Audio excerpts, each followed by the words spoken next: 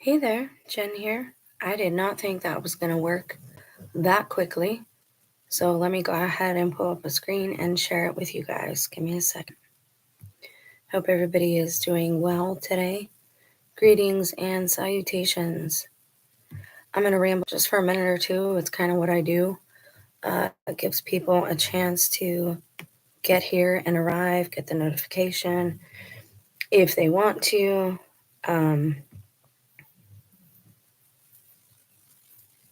Oh, that was wrong. It gives people a chance to see the notification and arrive and get settled and see if they want to stay. So, we're going to talk about a subject that I really want to talk about. I'm super excited to get into this with you. I've not done much research on my own, as always.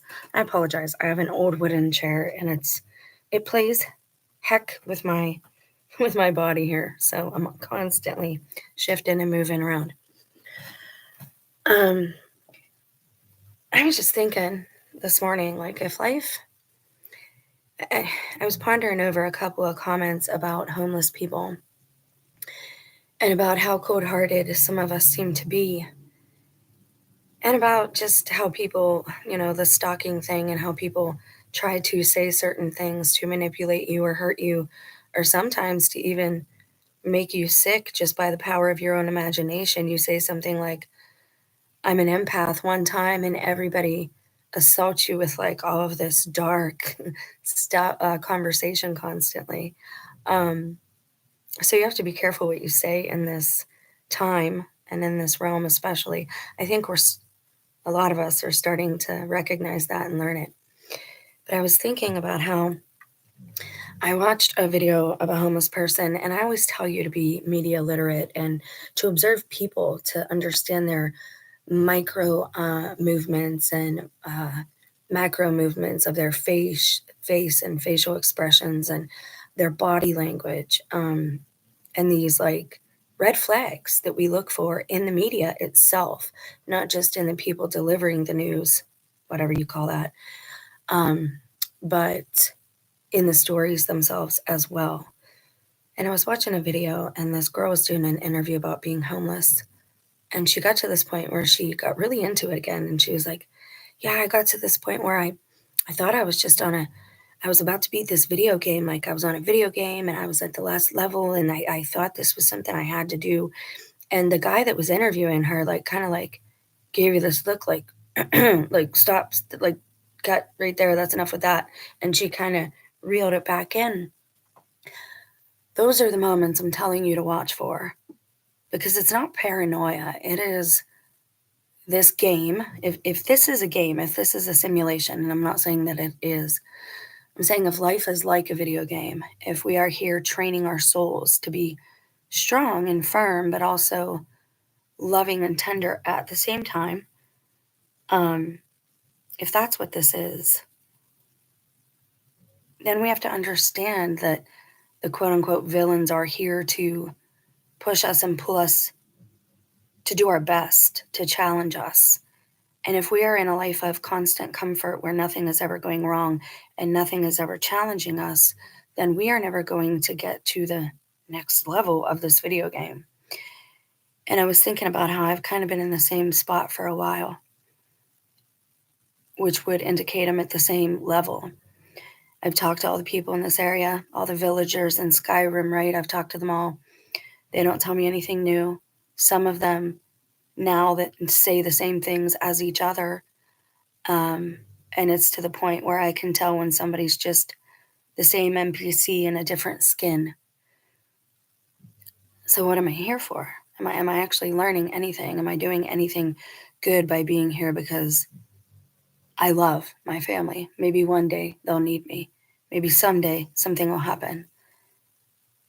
Does anything actually happen with the world? Is there a worldwide Armageddon or apocalypse? If you get into the Apocryphal books, you see that there is an apocalypse of everyone that wrote a book. There is John's apocalypse, Peter's apocalypse, the apocalypse of Jesus Christ. Apocalypse just means revealing, and we are each going to face our own revealing at the end of this.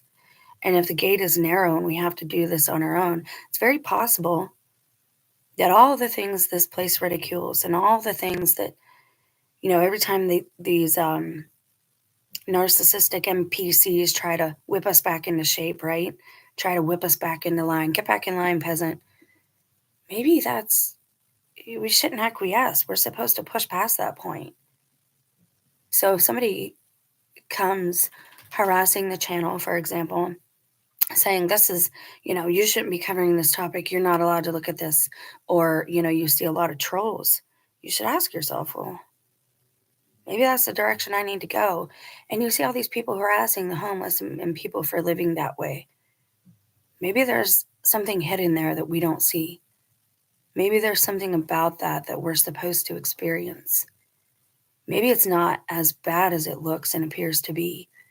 Maybe the ones in the houses are the ones who are actually the slaves and the peasants. What if you get out of the house and you find out everybody is Truman, that everybody in a house that is owned by somebody else is being filmed and streamed somewhere, someplace, sometime, because you didn't read some tiny term and agreement, detail, disclaimer at the bottom of your lease? We talked about that when we talked about Black Mirror and the terms and agreements with streaming services like Netflix and Hulu. So I just want to get you in the right frame of mind for where this video is going. And please excuse me. It is a bad season for me. Anyone that wants to ridicule me, unless you're a doctor, please don't.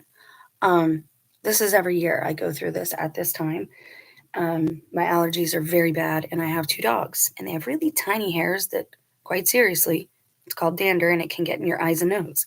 So I have been taking allergy medicine, but I'm a little extra stuffy today, and it looks like it's about to storm. So if I have to blow my nose or if I have to sneeze, please don't hold it against me. I don't mean I'm not sick or anything like that. It's just this time of year. It is spring and things are blooming and there's yellow pollen on everything. All right, so that's been about 7 minutes. All right, let's get to it. Here we go. So in looking at the statue of Moses and in talking about some of these mythological concepts like Medusa turning people to stone, I've been wanting to cover this possibility for a long time because we see hints of it with Shakespeare, right? Shakespeare wrote the Bible, they say. Shakespeare and Bacon were also the same person, they say. Did he actually write the Bible?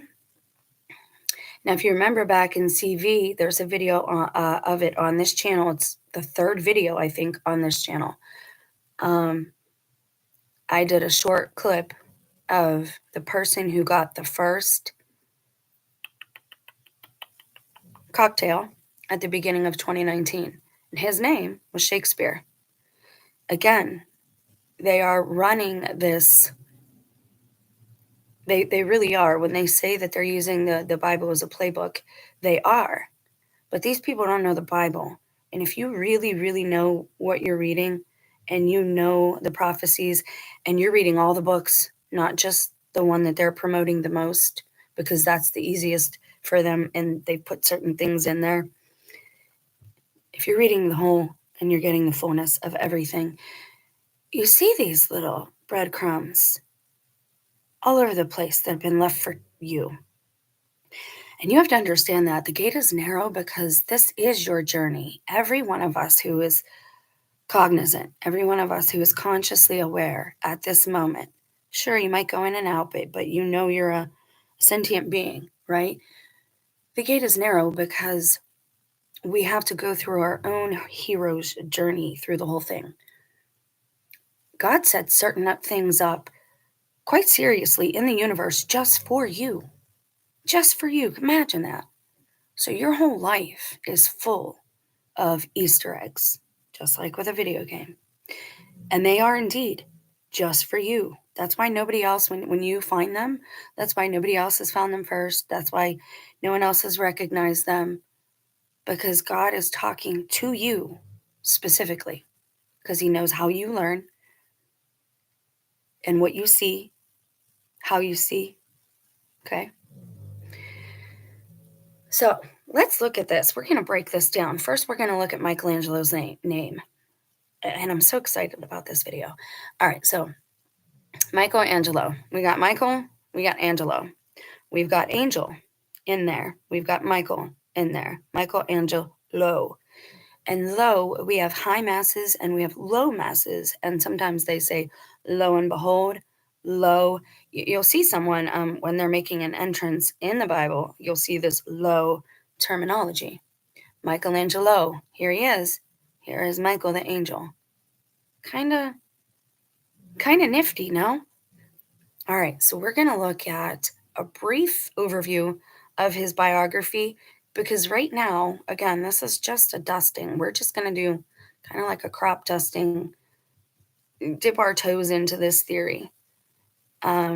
First, we're going to do a quick look at his actual Wikipedia page and just find out a little bit about him. And we're not going to dwell too long here because we're going to look at his art and the years that they came out to point us to certain things. This is why all this is connected. We want to see if it connects with history that we've been taught in the right way. And while we're doing that at the same time, we're going to look at his works and see if his works, because I looked at one and then I was like, okay, this holds water. Let's look at this in a research with me video. So we're going to look at his biography right now, and then I'm going to show you. I looked at this one work, and we're going to look at that. Actually, I think I looked at two. So he was born Michelangelo di Lodovico Buonarroti Simon, the 6th of March, 1475, and then February 18th, 1564, okay? I don't know if we noticed anything about those years yet, but let's go on. He was an Italian sculptor, painter, architect, and the poet of the High Renaissance. I didn't know he was a poet too. Born in the Republic of Florence, which I actually, what's holding up my laptop right now is a giant work of arts of Florence. And so I have all of these that I can just peruse anytime I feel like it, which is amazing. I love that we have books, but again, we have to remember things have power like that, and we got to be careful.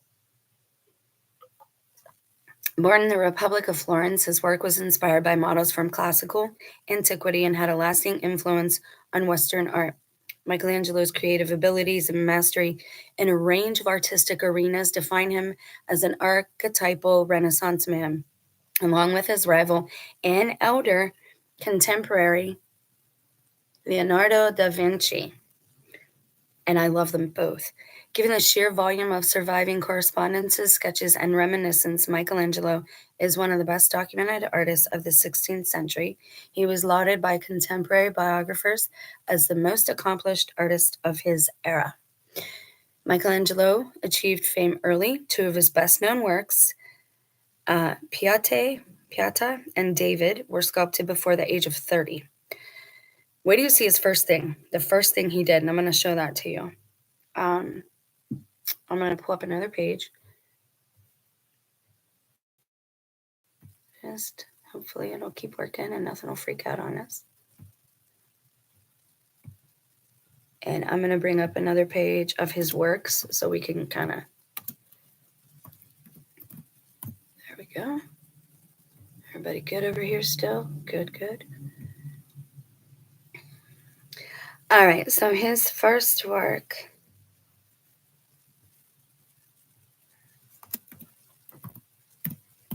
is what I'm bringing up. I want to show you a picture of it, and then I'm going to tell you.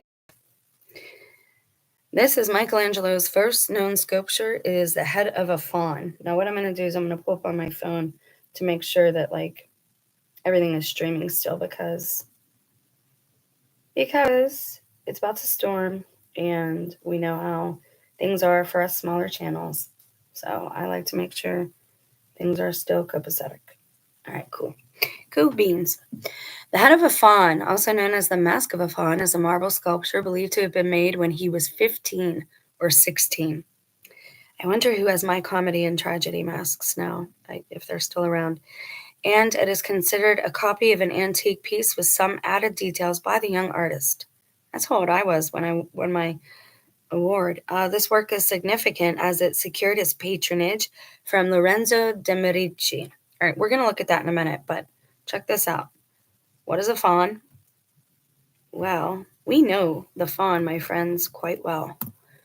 It's another word for a mythical creature in Roman mythology, often depicted as half human and half goat. They are associated with the forest and nature and are sometimes described as playful and wild. Who knows what else these are? The other name for, well, faun is what they are, right? Who knows the god of these, the little g god? It would be Pan, Peter Pan, the eternally young boy, right? Almost like Christ. Christ is eternal. I'm sure he can be young or old, whatever he chooses. So again, we're not going to automatically say, like, this is an evil creature. We simply don't know. All right. That's not what this is about. We are searching and seeking for answers in this video. And we're going to try and hold out on being too presumptuous or make any uneducated assumptions. Sorry, there I go, moving my chair around again. It is just uncomfortable, and I really should try to invest in a new one, but I don't often buy new things unless there's a reason to buy something new, unless it's like t-shirts or shoes, because I go through shoes like mad, and I figure if other people buy tires and insurance, well, that's where my feet are. They get me places. So anyways, fauns are a part of Roman mythology, similar to satyrs in Greek mythology. I'm pretty sure it's satyr, I think. They are rural deities often associated with forests and herds. Pan, in part, is also, you could say he is one of the things when you see like scary movies or cultish movies or movies that just have symbolism and somebody is trapped in the woods and all you see is like the horns, but you know it's on a bipedal creature, right? This is sometimes that it is a nod or an homage or an offering to Pan in those movies when you see that. They are nature spirits. They are considered nature spirits, and they are wild and playful. The name faun comes from the deity Faunus, who was associated with forests, fields, and herds. Connection to the god Faunus. Okay. Cultural significance. Fauns have appeared in various forms of art, literature, music, including classical art like Barberini Faun, poetry like La Père Midi d'un Faun by Stéphane Mallarmé, and music like Claude Debussy's Prélude à l'après-midi d'un Faun. All right, that's enough of my accent for the day. Now we're going to switch back to Michelangelo because I just wanted to give you a taste of what his first work was, okay? And we're not going to, again, we're not judging or anything. We are seeking. We are looking for red flags, breadcrumbs, that type of thing. All right, so he achieved fame early. Although he did not consider himself a painter, Michelangelo created two of the most influential frescoes in the history of Western art: the scenes from Genesis on the ceiling of the Sistine Chapel in Rome, and the Last Judgment on its altar wall. Ooh. His design of the Laurentian Library pioneered Mannerist architecture. So he was also an architect. He was one of these people that we get these buildings that they call Tartarian. Okay? Now, this is where I get a little worried, is the association that has with fallen angels. Because we had watchers at the beginning. God made them to watch over us. Like, that was the point. All right? Think like, if you want to think in modern terms, think something like the Adjustment Bureau, a movie like that. And again, I relate things to pop culture because it's like, it's a bridge where we can all kind of meet no matter where we live, what language we speak, how old we are. It seems to be like some of us, we can kind of meet there. All right, so angels, once upon a time, walked side by side with us. You see it all through the Bible, all right? What they want you to think, and I don't know why the need for the stage now. I have an idea. And again, all my research points to it. But again, I don't know for certain. So I'm just going to keep doing what I do. And hopefully we can come to like some type of guesstimate as to what's going on. So they once walked side by side. This is why you see those Tartarian doors that are so big and the buildings that are so big. But not only that, you also see there's no bathrooms because they didn't need them. They don't need to eat. They do that out of hospitality. When we're being kind to them, they are kind in return and accept our hospitality. Okay? But they are physical. This whole idea that spirit is some untouchable, invisible thing, spirit is just on a different frequency than we are now. Our spirit holds its own frequency, right? Everybody has their own frequency. Your heartbeat, it's like a fingerprint, all right? It's your resonance. It's like the Schumann resonance that beats from inside the earth. Now, every artist also leaves a signature. Oftentimes it's unintentional, but it's there. This is why you'll see people that look alike all over the place organically, is because they're all made of God, all right? The ones that kind of stick out are the people, it's not really the uncanny valley thing. You know what I'm saying? All right. So I wanted to just get you in the right headspace for some of this. Now, what we're going to look at, we're going to take a look at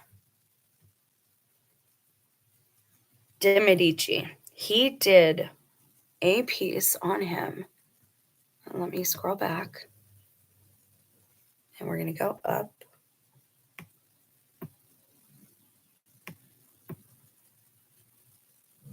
Artworks. All right. So he did a piece on this Medici guy. And when I say look for clues, this is what I'm talking about. But let me get to this. Let me get to it first. There it is. All right. Now look at this guy. Typical. Like just the arrogance seething off of him.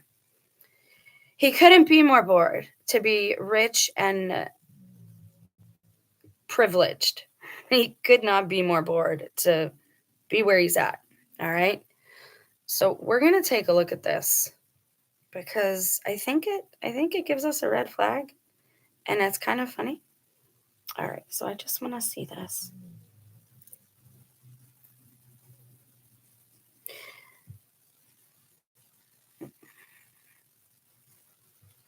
All right. So this is the detail of the tomb of Lorenzo de' Medici, Duke of Urbino, in the Medici Chapel. Now, the Medicis were a huge family back in the day. You might know there's a show about them on Netflix. Lorenzo di Piero de' Medici was the ruler of Florence from 1516 until his death in 1519. He was also Duke of Urbino during the same period. A scion of the Medici, his wealth and power saw his daughter Catherine de' Medici become queen consort of France. Now,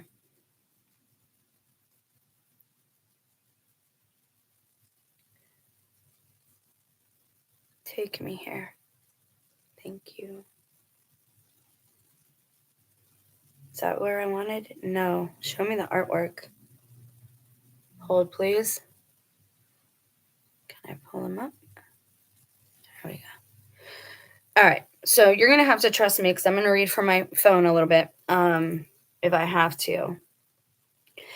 So this is in the tomb of where he died, of where de' Medici died. So let me give it to you a little bit bigger. There we are. Now the detail is wild. Like it's just insane. Like if you look here at the sash hanging over his pectoral muscle there, and you even see like the actual, like check this out.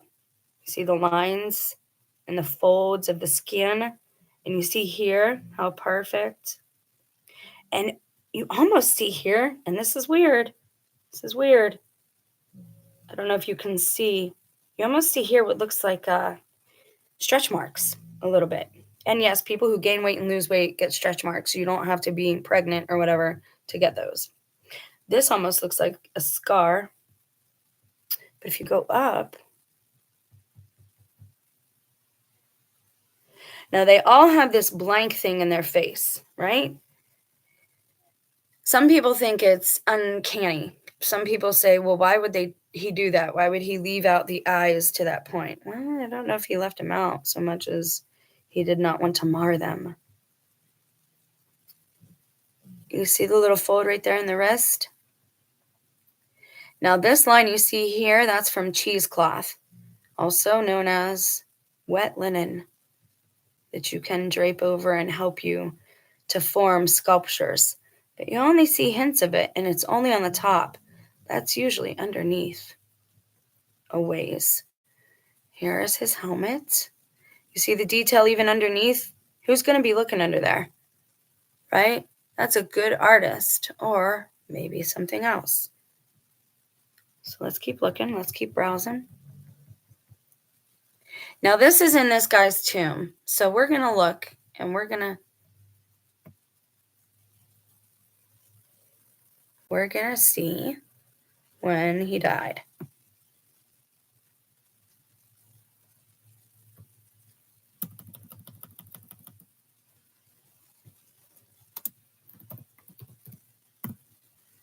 So he died in 1492. Columbus sailed the ocean blue in 1492, right? Why am I looking at that? Well,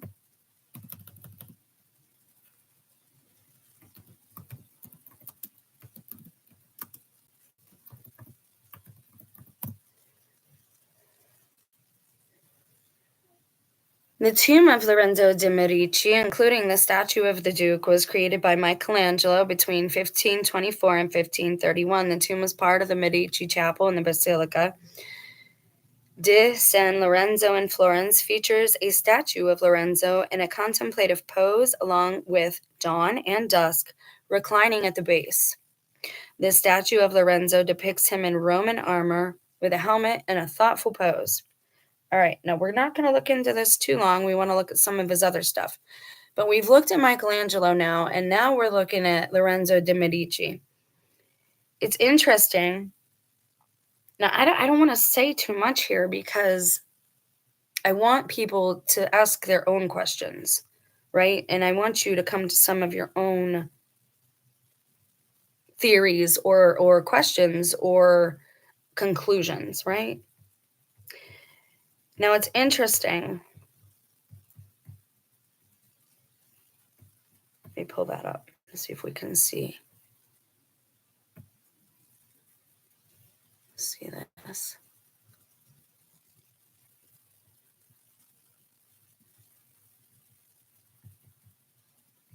Dusk and dawn. Okay. That's what that is. I see what it is. All right.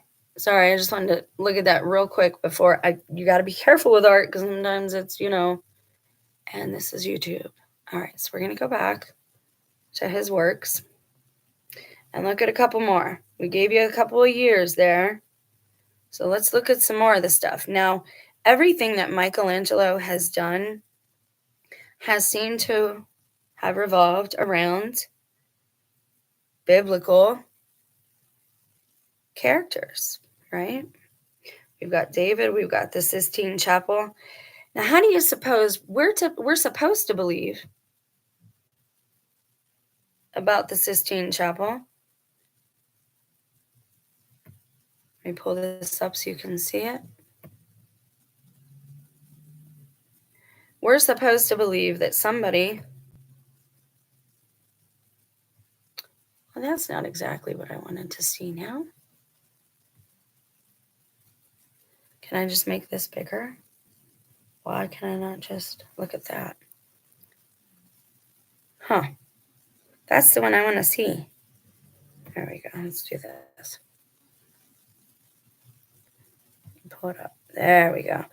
So what they want us to believe here is that everyone was on scaffoldings, just like you see a picture of city workers of like the beginning of Philadelphia and Pittsburgh and the skyscrapers, everybody on these scaffoldings. How many times do you watch live streams or a live camera feed of places like New York and they still have scaffolding all over the streets? Now we know that new buildings and skyscrapers aren't really going up. So what is going on there? And how good do you think an artist would have to be? A regular human artist now, mind you, to not only mix the pigments, with clay and all this other stuff, this natural stuff that we're told that's how they made the paints. But, excuse me, we're told that they're lying on their backs as they're painting all of this. And that he used students to help him. Now, granted, he could have went through with like a sienna color and dry brushed the outlines of all the caricatures. Of course that could be done. And they could have filled it in like paint by numbers. Obviously, that could have been done too. But was it? Is that what happened? This is why we're asking questions, and this is why we're looking at things like this, because it's not matching up with the things that we have been told. So let's get out of this area and we'll go back to his works. All right. There's going to be a lot of clicking in this video. It just is the kind of video that it is. And I would be doing this research anyway. So why not take those who are interested along with me? All right. Now, what we really want to look at is, I'm thinking his statues. So we're going to punch that in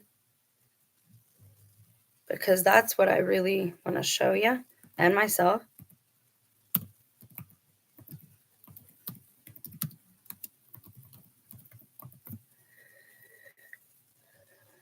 So let's look at what kind of work he did here. Okay, so we have the Pieta at St. Peter's Basilica. We have David, which we know is from the Old Testament. We have the Sistine Chapel where everybody lied on their backs and painted with their paintbrushes above them. I mean, or an angel who wasn't bound by frequencies could just float up there and do it. We have the Pieta Garden statue. We have the Last Judgment, which is fearsome. It's beautiful. We have Donnie Tondo, which I've never really looked at. Now, what we're going to look at is a few pieces that strike out at us. Now, we've looked at Moses. Now, Moses's body actually did disappear. The statue we saw of Lorenzo de' Medici was added to his tomb after the fact, obviously, right? But how long would you have to work on an artwork, something like that, Again, let's ask the right questions, but let's keep looking. What else did he do? Let's take a look at, where's the one of angel? I just saw it. Not Cupid, the angel. There it is. Let's take a look at this one. Which angel do you guys want to look at first? There's a couple.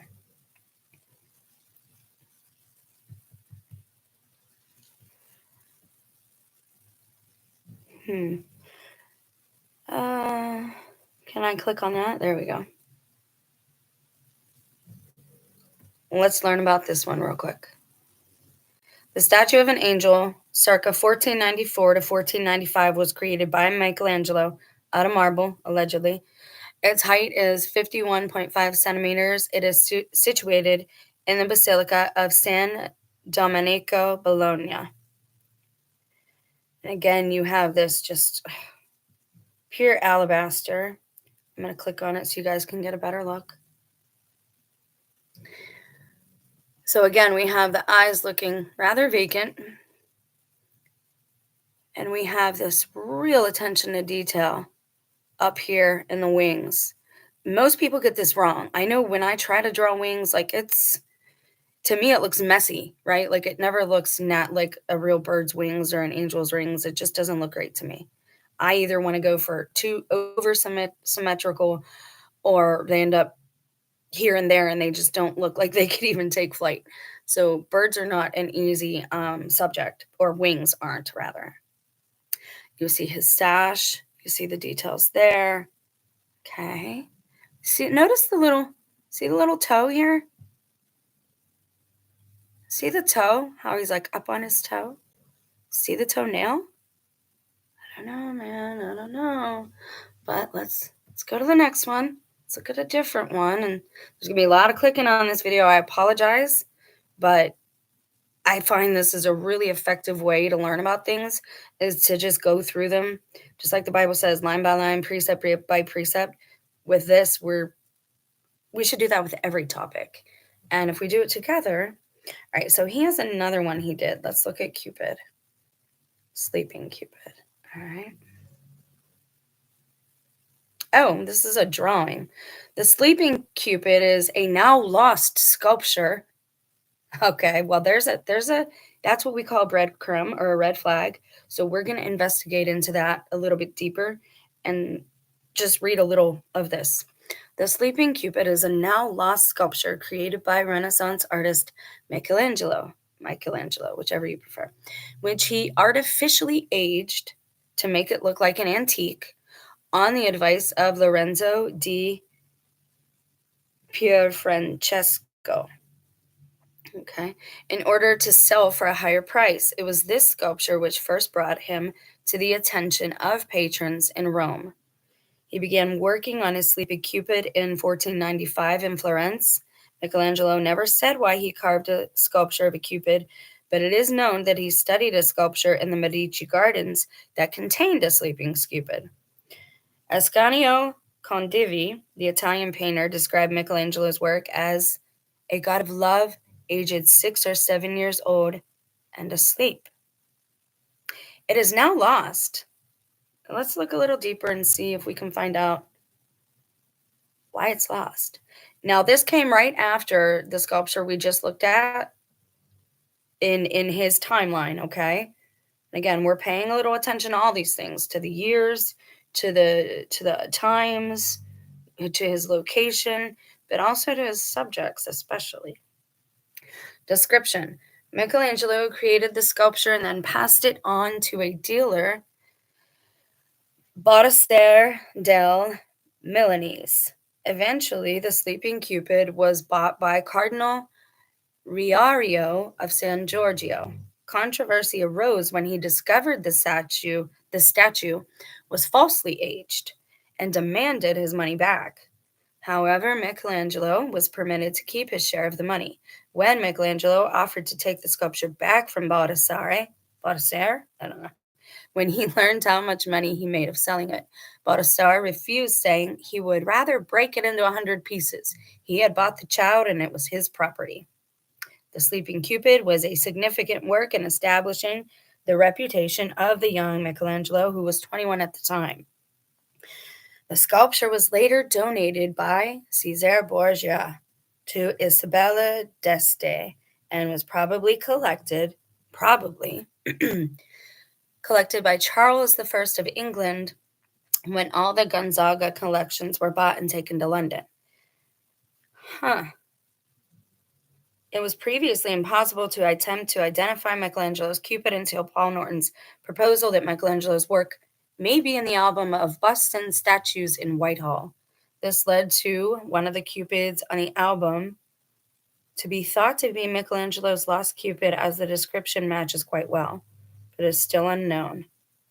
Interesting. So nobody knows where it's at now? They're saying they think it was this. Oh, and another great fire. We find another great fire. Like I said, in Pittsburgh, there's not a lot of indication of fire. There's other things, but our old buildings are well preserved, or they were when I was younger.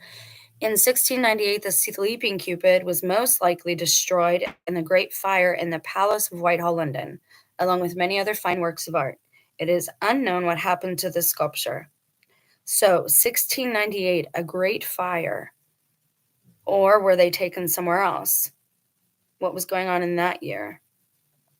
And then we have that thing with 1888 when a lot of things seem to happen and a lot of events seem to take place. Interesting. All right, let's keep going. Let's see what else we can find out. I kind of want to look at Bacchus because I'm not I think this is occultic, maybe. Let's see. Let's find out about this one. Bacchus. I'm going to actually look that name up because it's ringing some type of bell.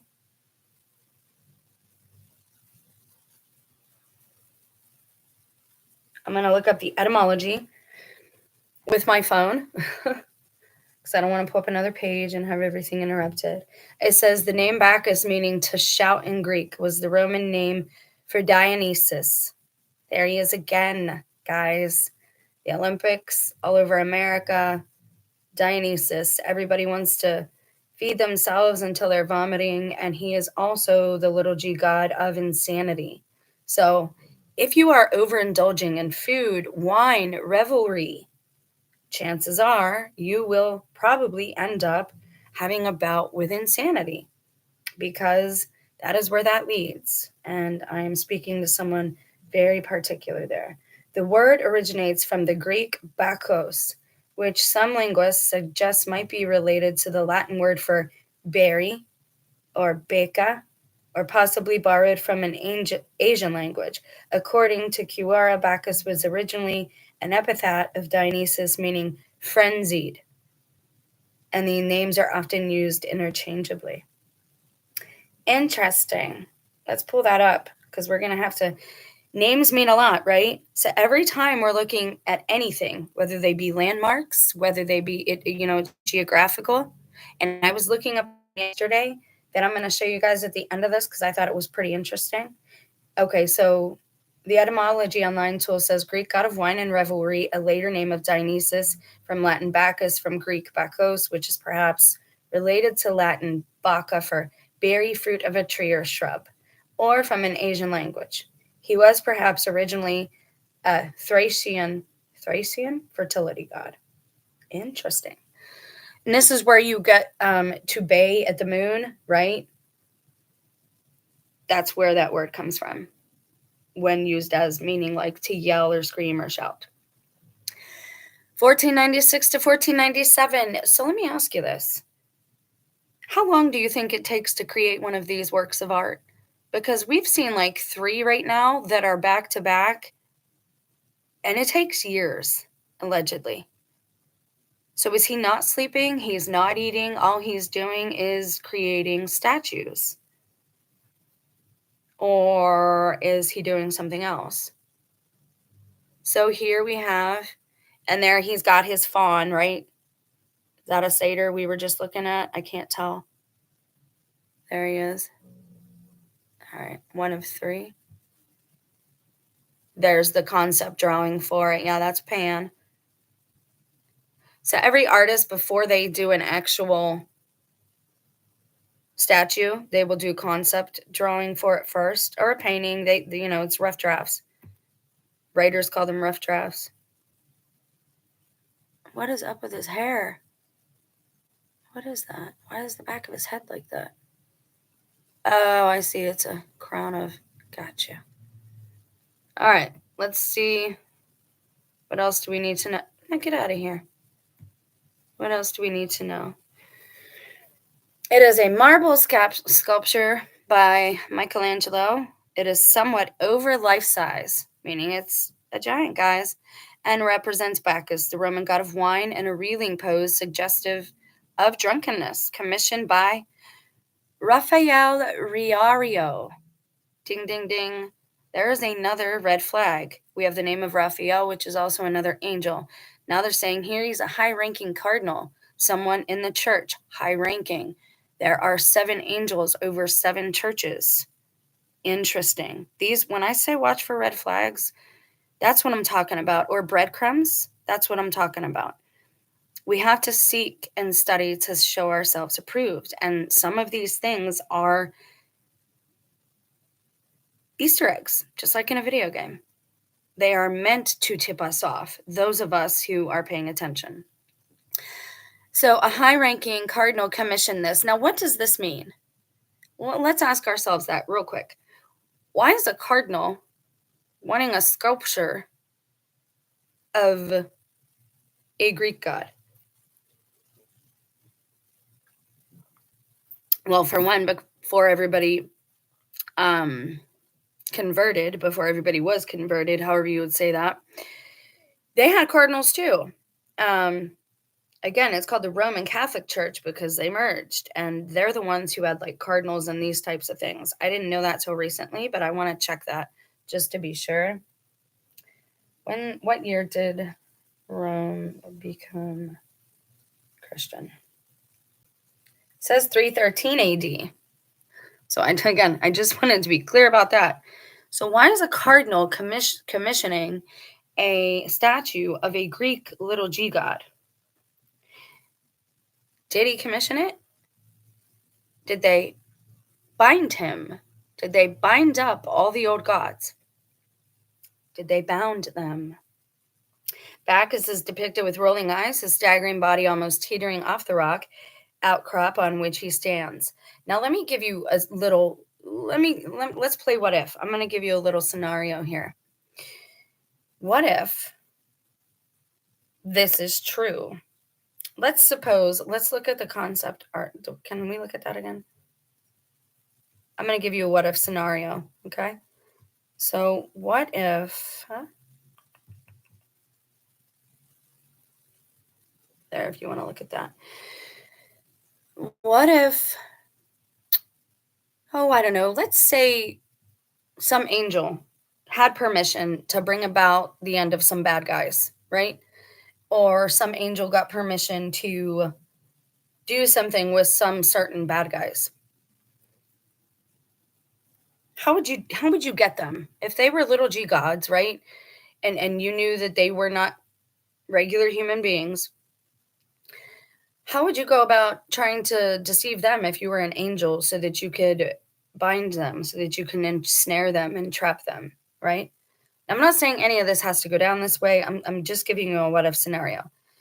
This guy is arrogant, right? He's smarmy. Michelangelo approaches his vanity and he says, "You have beautiful bone structure. I would love to draw you. I would love to do a sculpture of you. What have you? Let's immortalize you. Let's do this, that, and the other." It was once said that an artist could sometimes, depending on the person, could capture the soul of its subject. And sometimes that artist is a camera lens. We talked about this with magnetic tape. It has been said that that is a way to capture certain beings, certain people even, their souls, their spirits. I started doing what I thought was a cute picture of my dog Axel. And I go through periods where I'm highly discouraged. I'm not going to get into that. I know that's what it's about. The whole place here, this realm, is about you not achieving your potential. But anyway, my dog Axel started to present actual signs of being sick then after I painted him. And I kept seeing that unfinished painting. And one day I went out and burned it because I remembered that old wives' tale about certain things happening that way. And again, I was a child. Spent a lot of time with older adults who read me these stories, these things that sunk into my brain. But suppose that this is what Michelangelo was doing. Suppose they're attributing all of these things happening to this same, because if you're an actual artist, we've already looked at 4 or 5 that would have had to have been going on at the same time. He could not have commissioned, he could not have went to the bathroom, he could not have slept, he could not have ate if he was actually doing these types of works of art, sculptures, not to mention the concept art for them and the rough drafts, and we haven't even touched paintings yet. It's impossible. This can't be done, guys. That can't be done. You cannot create statues like that with cheesecloth and linens and sculpting tools. with hammers and chisels and all of it. It can't be done. Even if he did nothing but work on these, he still, it wouldn't have been able to be in this same 5-year period as to what they want us to believe in the timeline of Michelangelo's alleged dash here. And by dash, I mean the time in between your birth and alleged passing. Okay? It can't be done. So what else? What's going on here? Did they find all of his works around that time? Oh, Columbus sailed the ocean blue in 1492. 1492 was when a lot of his works started coming out and like being distributed everywhere. Why? What happened? And that's when America was discovered, or founded rather, found, refound, claimed. Interesting, no? And again, all my research all these years has been pointing to 2 or 3 possibilities, and we're closing in. All right, so we've definitely looked at Moses. We've looked at David. Let's try not to get too... Do we want to look at the Pieta? Let's look at the deposition, because that looks very realistic, and it's a little later. So I want to see what they have to say about this being a little later in his career. Wow, look at that. How big is this? So that's the deposition, also called the Bandini Pieta, or the Lamentation over the Dead Christ, is a marble sculpture by the Italian high Renaissance master Michelangelo. The sculpture, on which Michelangelo worked between 1547 and 1555, depicts 4 figures: the dead body of Christ, newly taken down from the cross, Nicodemus, or possibly Joseph of Arimathea. Wow, if it was Nicodemus, that'd be awesome. Mary Magdalena and Virgin Mary. Mary Magdalene right there looks like the picture of Aladdin. What is her name? The princess in the cartoon that Robin Williams voiced. The same pose and everything. That's wild. I'm sorry. I noticed things like that. Anyways, moving on. The sculpture, where is it housed? Museo della Opera do Duomo in Florence. I butchered that, I'm sorry. And is therefore also known as, thank you, the Florentine Pieta. According to Vasari, Michelangelo originally made the sculpture to decorate his own tomb, in Santa Maria Maggiore in Rome. He later sold it, however, before completion of the work, after intentionally damaging Christ's left arm and leg and removing several components for reasons still see what I mean? Do you see what I'm talking about?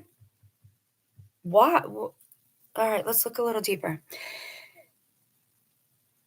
He intentionally damaged Christ's left arm. Let's think about this.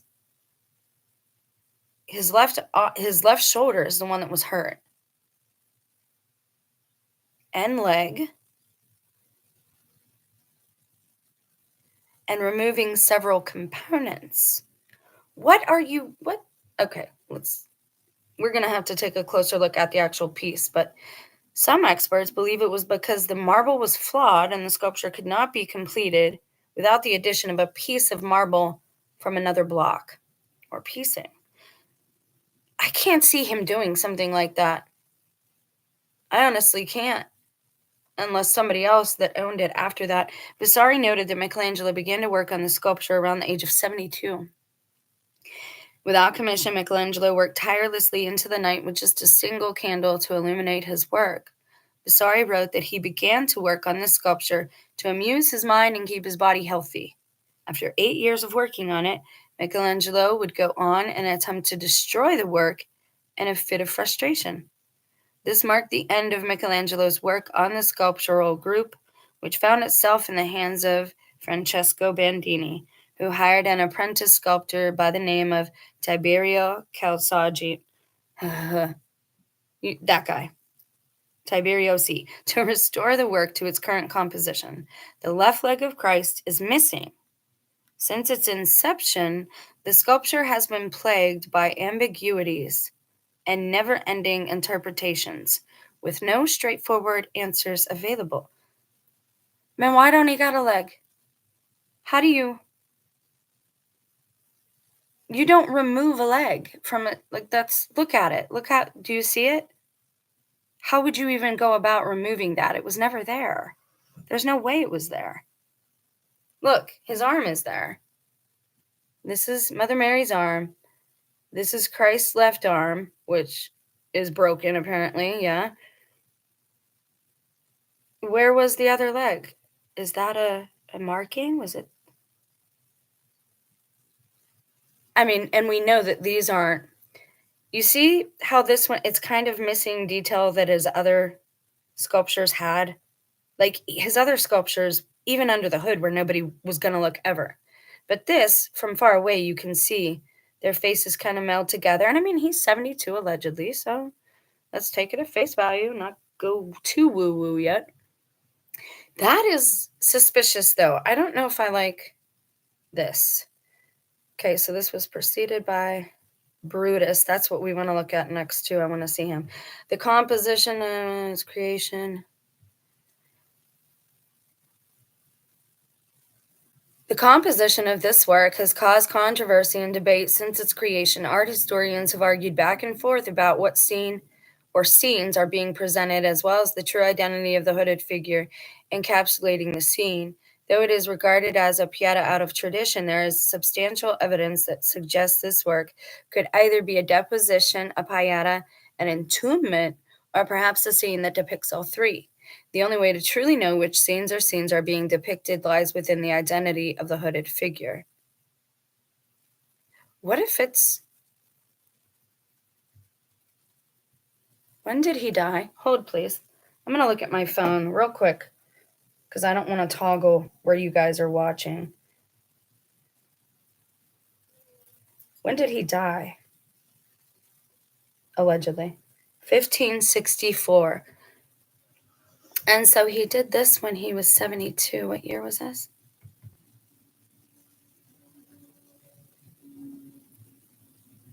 He died in 1564, which was 9 or 10 years after this, allegedly, supposedly. And he does other works after this, I think. Doesn't say it's his last. So why did he do?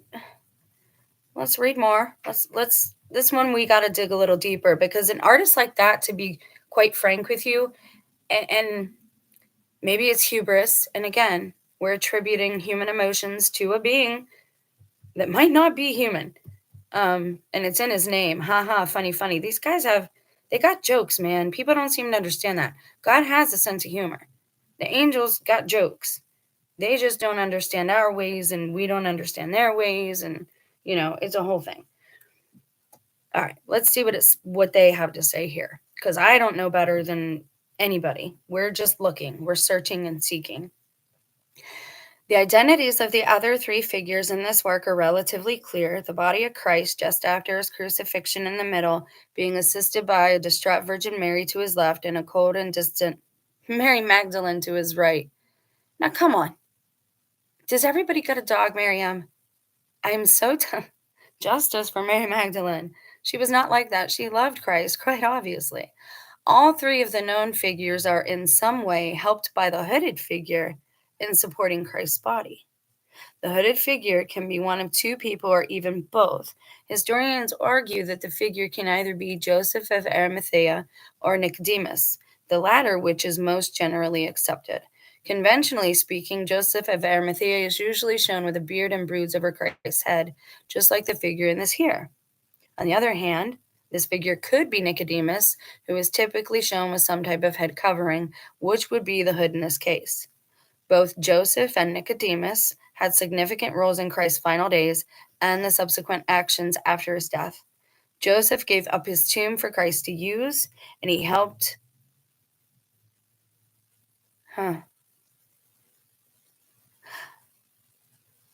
What if Mary Magdalene did not recognize Christ when he came out of the thing, and she was with him all of the time.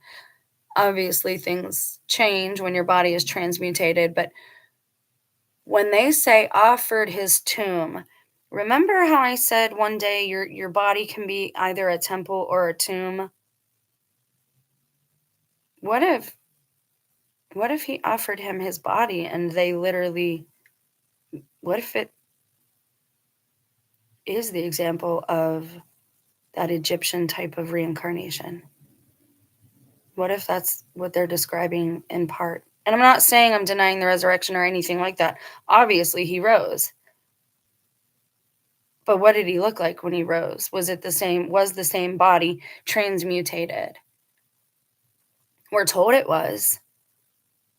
But there seems to be some esoteric meaning there when they talk about Joseph of Arimathea. And you don't ever hear of this guy at any other time. Ever. You don't hear of him. And there I just lost listeners again, but I'm just asking questions, and that's what God's there for. He wants us to ask questions. That's the whole point of all this. Anyways, I'll keep going. Okay, so Nicodemus, moreover, had a conversation with Christ about how one could be born again and obtain eternal life. From that conversation on, Nicodemus became involved with Christ and also aided Joseph of Arimathea in Christ's deposition. Since both Joseph and Nicodemus were involved in the deposition, there is a strong argument that that is the scene being shown. So much so that to some this work is known as the deposition. Wikipedia, I hate you. Christ's serpentine-shaped body sulks heavily in the arms of his loved ones as if he were in the process of descending from the cross straight into his mother's arms. The pained expression of the Virgin's face would resemble the look on her face upon first seeing her dead child, with surrounding figures being there to support her. Another possibility about what scene is being staged is the Pietà. The Pietà scene has been a strong continuity in Michelangelo's work throughout his life. Michelangelo has drawn hundreds of Pietàs and has sculpted two others, the St. Peter's Pietà and the Rondadini Pietà. Because of Michelangelo's attachment to the Pietà, or the Virgin's suffering, this poses a decent argument that this is a Pietà despite its unconventional representation. Traditionally, this scene is only shared between the Virgin Mary and Christ's body, with onlookers indefinitely without other participants, such as Magdalene and the unknown hooded figure. The Pietà is generally supposed to be a scene to highlight the huge sacrifice Christ had to make to follow through with this prophecy. Special emphasis is often put on the Virgin's pain instead of Christ's lifeless body. The presence of the other figures argues against the possibility of Michelangelo's work being just a Pietà.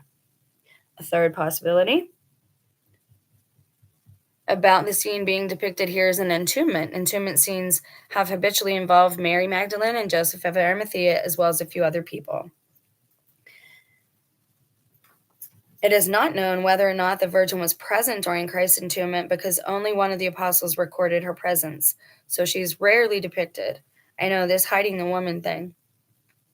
The cold expression on Magdalene's face suggests that some time has gone by since Christ's death, insinuating that this is an entombment rather than a deposition. The deciding factor, however, again lies within the identity of the hooded figure. Okay.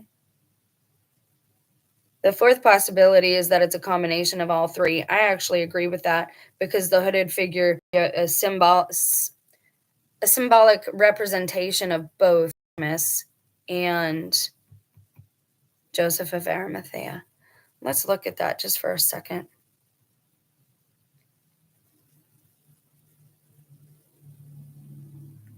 See, I don't get the idea of her being aloof so much as just there, right? Like, it's almost like there was something, I don't know, this looks weird to me. Well, like they said, the first thing is his arm is broken. Doesn't even look. So then who They're saying Nicodemus. I have to, like, that's who I would want to say it is, but it really could represent both.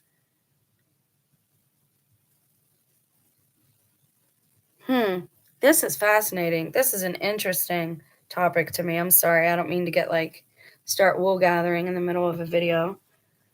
Okay, so what'll be the next one? Oh, I wanted to look at the one that was after this. Brutus. Brutus is just a head, though. Do we really want to look at just his head? Unless there's a body somewhere? Do they got the body of Brutus somewhere? I think we have to look at Brutus because he's a part of Roman culture, a big part, and we are seeing that rise to the surface again. And it's also, I know somebody that uses that as a sometime username, and it is that person that, anyway. Brutus is a marble bust of Marcus Junius Brutus, sculpted by Michelangelo around 1539 to 1540. So it looks like he was still doing busts a little bit at that time. Michelangelo was a strong opponent of tyranny. As a supporter of the Florentine Republic who designed and supervised the remodeling and construction of its foundation, Michelangelo was a strong opponent of tyranny. He carved Brutus a few years after the defeat of the Republic of Florence. In the Divine Comedy, Dante had placed Brutus among the lowest of the low. Michelangelo was much devoted to the poems of Dante, but with the Renaissance, Brutus came to be seen as a strong and defiant opponent of tyranny. Interesting. Oops. During the... Ooh, sorry. I knew that was going to do that because I kept getting stuck.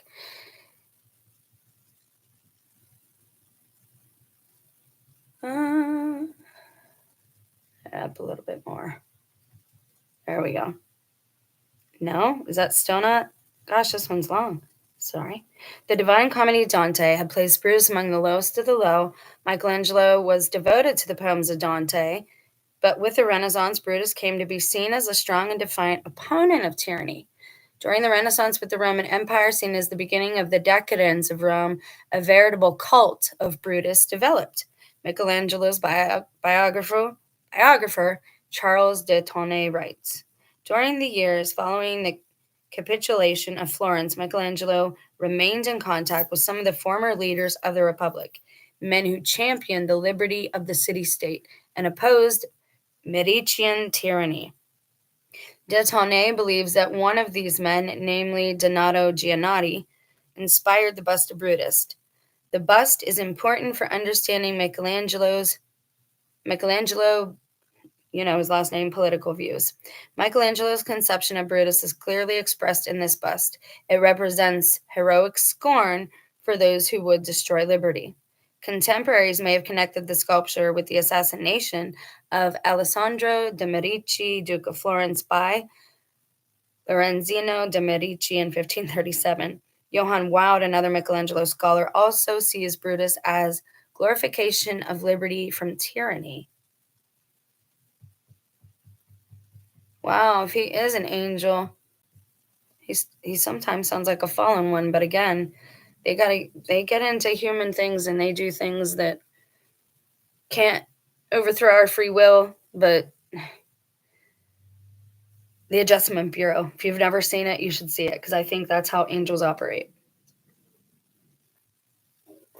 Okay, sorry, I had a little drink there.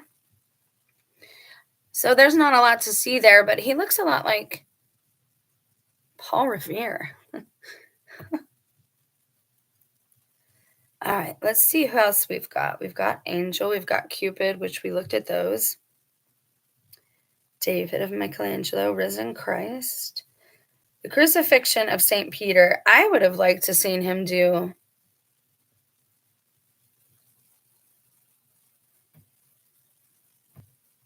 Hold, please.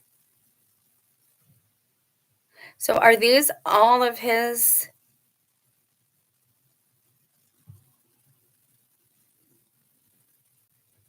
And there's a Madonna. All right, so let's make sure that this is all of his statues.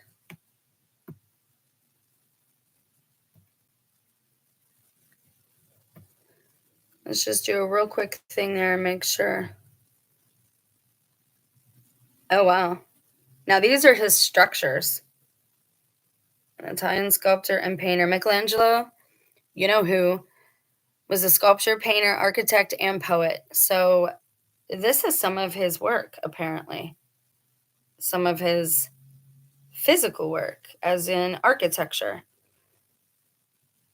Am I impressed? Well, St. Peter's Basilica. Now, what does this mean? They're saying he built, hold, no, because, no, wait, what? Architect, all right, let's pull it up. No, let's do this.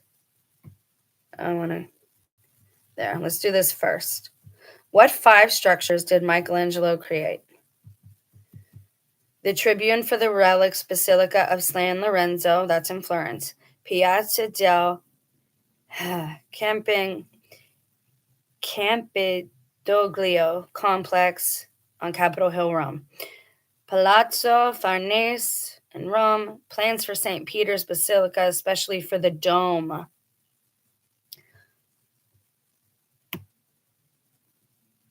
Interesting.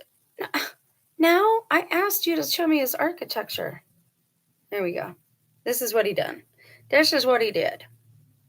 Getting a little punch drunk. Almost time to end the video. Chapel of Leo. X. Leo the 10th. Castle Sant Angelo. Okay, so apparently they're saying he did that. Now, this is a model. The facade for the Basilica of San Lorenzo. It was unexecuted, but he did plan it. The new sacristy in the Medici chapel, he worked on it from 1520 to 1534. That's this one here. The Laurentian Library. Wow, look at it from the top. Is a historic library in Florence, Italy, containing more than 11,000 manuscripts and 4,500 early printed books, built in a cloister of the Medicean Basilica di San Lorenzo de Firenze under the patronage of the Medici Pope Clement VII. The library was built to emphasize the Medici wealth, obviously. Wow. What else did he do? He had plans for new city fortifications. Hold up. Is that a star fort? Sure is. Sure enough. Michelangelo designed a star fort, guys. And that would be the smoking gun of this video. Well, one of them. There was a few. If you missed it, you should watch it. But a lot of people will consider this boring. But this is doing the work. This is more than just mud flood. This is doing the work. And we looked at an artist who we think may have been given an alias, at least one.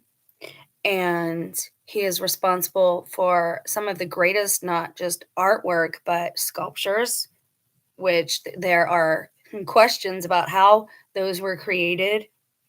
And he also had time somehow to dip his fingers into the cookie jar of architecture. And this seems to be a star fort with a lot of... I could probably make a lot of ado about nothing here with some of what I'm seeing just in this sketch. That is epic. I love the way true artists are able to sketch. I've seen a few people do this just quickly, no rulers, nothing. Just, I do faces, animals, people. I can't, like, straight lines take me a minute, and this is just, they just, there it is.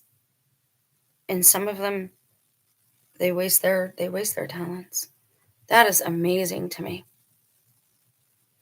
Was that 73 of the whole thing? So we can look at this. Hold on. I'm sorry, you know me, I can't.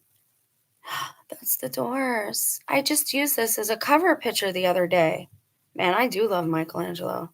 Like, I find his art and Da Vinci's, I can pluck it right up out of stuff. Okay, so that's the Tribune for the Relics is what this is called.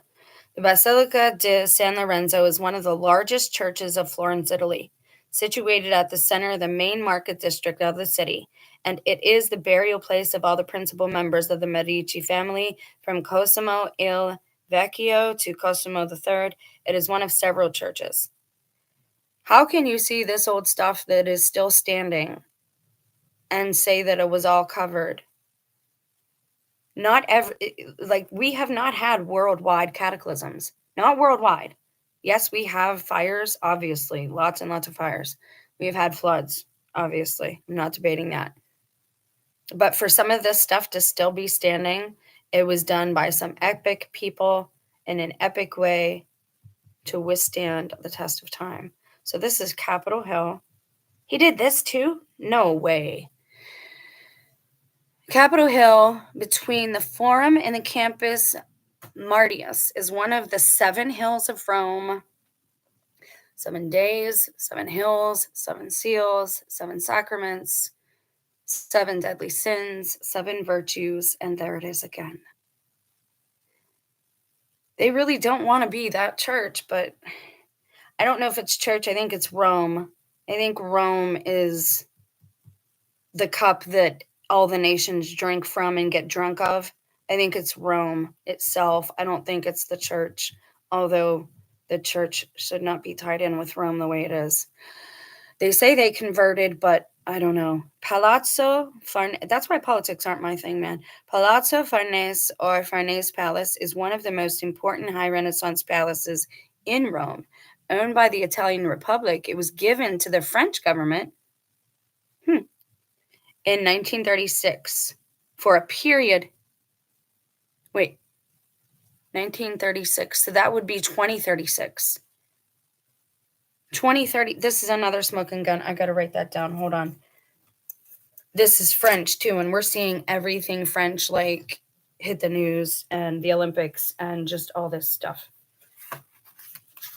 I'm sorry, I have to take a note, and that's, that is study to show thyself approved. 1936, France. What is it? The Farnese Palace.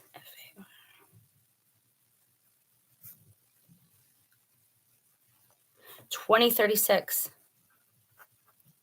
Wait, 99 years. 2035. Right? Yeah. 2935. No, I'm confused. Is it 2035 or 2935? Add 100 on, Jen. 3, 6, 0, carry the 1. Yeah, 2036. Sorry, I doubt myself all the time, and that's what happens when I do. That is wild. So very soon, this is no longer going to belong to France. It's not going to be theirs no more. Every 100 years, man, something happens. St. Peter's Basilica. Most people should know what this looks like. You see it in the beginning of some horror movies with the birds flying up, and it's a dark day, and usually it's like some exorcism movie. An independent microstate enclave. This is Vatican City. This is the front, the facade of Vatican City. And so this is the part of it that he plans for St. Peter's Basilica, especially for the dome. Why are they telling us that, especially for the dome? And that's it? That's the only concept art we have? Look at the symmetry. I swear only an angel can do that. Without tools, I mean. Plans for the San Giovanni dei Fiorentini. Look, it's the same. Only it's the opposite. Like, you could fit this inside of there. The Basilica San Giovanni dei Fiorentini is a minor basilica and a titular church in the Ponte Rione of Rome, Italy. They really like their domes, man. But I think, again, it's a homage to the Lord. It's like a nod to the Lord. Basilica of Santa Maria Maggiore is one of the 4 major papal basilicas in one of the 7 pilgrim churches of Rome. 7 pilgrim churches. Look that up, Jen. They might have been the original churches that Paul wrote his letters to. 7 pilgrim churches. Anyway, because there's 7, I should look it up, because that's over and over and over we see the number 7. Porta Pia. Wow. Okay, so Michelangelo was busy. Very, very busy. Porta Pia is one of the northern gates in the Aurelian walls of Rome, Italy. When Pope Pius the forced civic improvements to the city, it is named after him. How is it his improvement? I guess he commissioned, yeah. It was designed by Michelangelo to replace. Wow. And then the interior remodeling of the Santa Maria degli Angeli, yikes, all that, is a Catholic titular minor basilica and former Carthusian conventual church in Rome, Italy, constructed in the ruined, whatever that says, the Roman baths. And a lot of times, again, God wanted and God demanded that Catholic churches, Christian churches, Christ's cross, be the capstone on top of old pagan churches to make atonement or amends for the blood that was spilled there. Now, here is presentation drawings and cartoons. Oh my. Oh my, this is beautiful. And I have to go potty. I'm sat here drinking some cold coffee. The human dream. Look at that, and the angel with the trumpet right into the forehead. Is he giving him the seal of God? Or are we all in a dream? And this is when you are the dreamer. This is the masks that people wear. Wow. That is beautiful. I would love a copy of that. That's beautiful. Hey, now. No. What was next? Oh, fiddle faddle. See, we could have just come to this page, but that's not where we started. The fall of Phaethon. Oh my. And he's actually, like, he has him falling. Wow. He is just so good at this. Look, guys, people as trees. Shut up. Shut the front door. No way. Oh my gosh. Oop. I went too far. Yeah, I went too far. Go back. Sorry. But it's people as trees. Do you see? They're turning into trees. That's the angel with his staff. Oh my gosh. People as trees and a Michelangelo. Wow. We've talked about that. We've talked about that as like a thing. I want to know the title. What is this called? Pieta for Vittoria Colonna. That's very pretty. Pieta.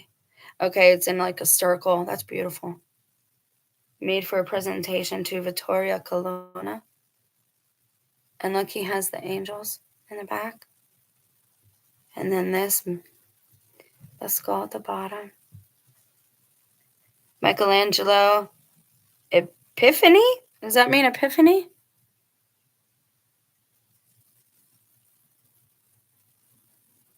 What are we seeing?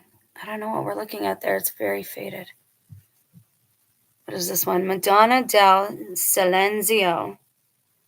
This is in the Portland collection. And Madonna, meaning mother. It doesn't always mean that it's Mary. It could just be a mother. And that's a mother with her child. Look at this guy. Why is he wearing the skin of an animal? My gosh, it's like today with the furries. What is going on? And he's saying, what's happening here? Interesting. Is he a guardian spirit? Something else? No. Is that the only drawings? Let's double check. Hold, please, while we... Yes, okay. Wow. Guys, this was wild. So we found a few smoking, what's in this video. We found just now the 100 years. France is going to lose the Farnese Palace because they only got it for 99 years. I'm sorry, 99 years. So in 2035, they got to give that back to somebody. I don't know who, but somebody. And we found out a few other very interesting things. We just saw people being drawn as trees. Michelangelo, you got some explaining to do. You got some explaining to do. Now, what I want to see real quick is if anyone did any drawings of him. I would like to see what he looks like, what they say that he looks like throughout his life. So if you want to hang on for that, I'll do one more search in this video, and then we'll tie this one up for now, but not forever, because we're going to keep looking at this. Oh, and again, names. We're going to look at geography across America. Nobody wanted to share map apps that they use, so I'm going to have to get a little creative with that. Maybe just research each thing prior to and then bring it to you guys. Research with me lives suit a purpose, but not all the, you don't want to do it all the time. Images of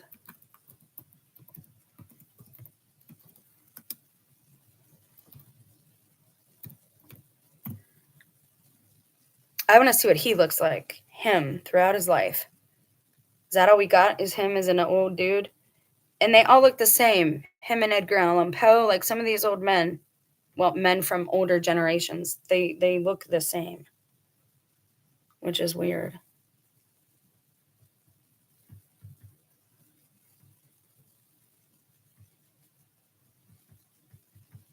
Yeah, they're not gonna. That's it. That's the only image they have. That's the only idea that they have.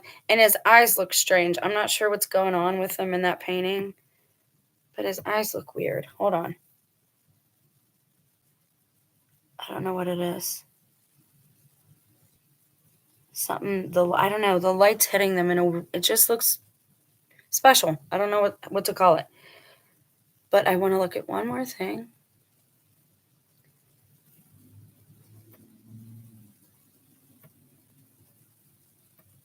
Oh, Balderdash. I want to see his sketches.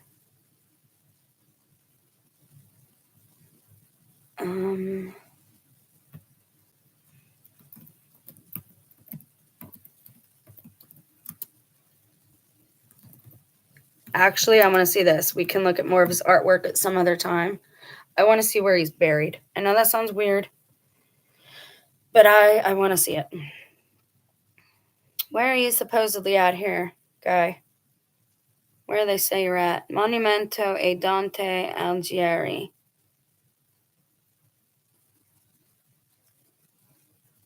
No. I want to know where he's buried. Is that where he's buried? Is that what they call it?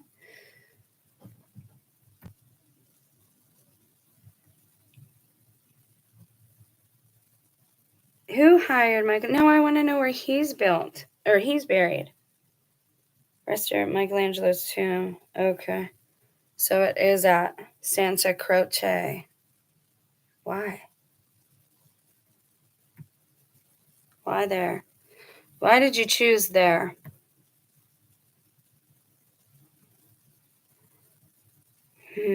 Santa Croce in Florence. Was that one of the buried places? What is all that? Wow. Epic, dude. Just epic. And gold never used to be like a commodity like it is today. People say, well, you can't feed people with the gold that's on the buildings. Like, that doesn't happen. The gold was to honor God. And there's something about the angels and gold and that whole.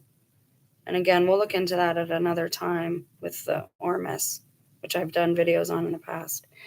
I wanted to know why he wanted to be buried here. Maps.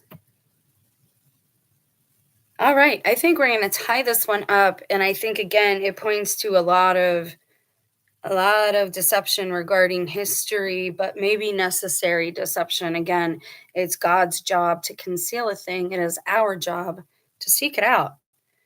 So this is where his final spot is. Do we believe it? I don't know, but I've seen other artwork throughout the years that has his signature, and by that I mean it looks very similar to his work. So I'm not sure, but we are going to keep on searching, and if you want to keep on searching with me, well, then I'll consider it a blessing. You guys have a blessed day, and we'll talk soon. Bye.